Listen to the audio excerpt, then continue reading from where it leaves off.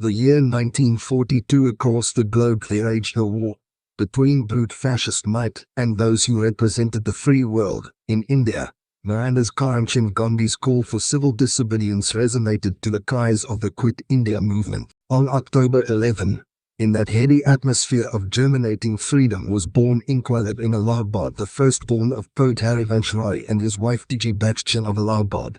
Inquilab represented a poet family's deep-rooted conviction that revolution would lead to freedom.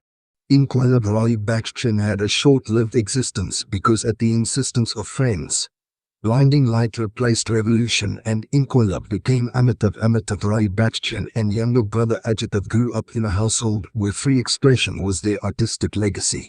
Father Harivansh Roy had already established himself as poet in the Hindi language, yet he was a doctorate in English literature from Cambridge University. Mother Tuji Bachchan had a keen interest in theatre and provided Amitabh with his first spark of interest in the performing arts, but films was something that was never really an option. Dreams as a child, Amitabh says.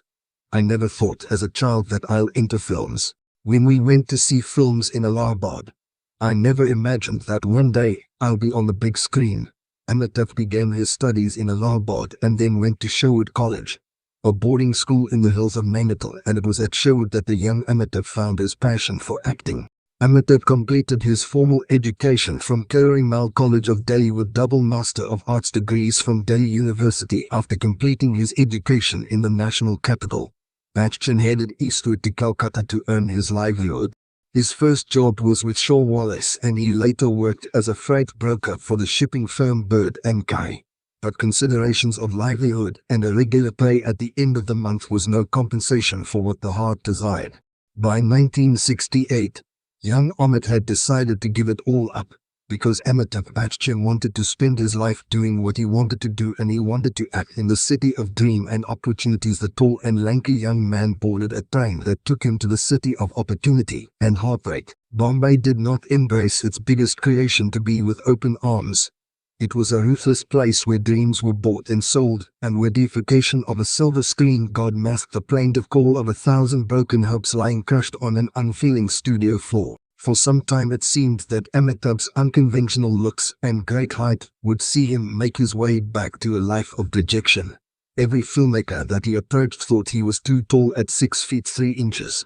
They thought him a bit too dark to be exposed on film. In desperation, Amitabh tried to use the one other unique characteristic that he had, his deep baritone. But here too, Bachchan failed. He was rejected by the All India Radio after an audition test. Then in 1969, when Amitabh was on the verge of giving it all up, came his break as Khoja Almeda boss cast Amitabh in Sayat Hindustanian. Bachchan was one of the 7. The film wasn't a financial success, but Amitabh Bachchan won his first national award as the best newcomer, and so took wings the amazing acting career of one who would be the big B in Bollywood. The national award in his kitty did not smooth the path to glory for Amitabh. He still had to struggle. Producers lining up to sign him was still a thing for the future. Bachchan did voiceovers and small roles that took his career nowhere.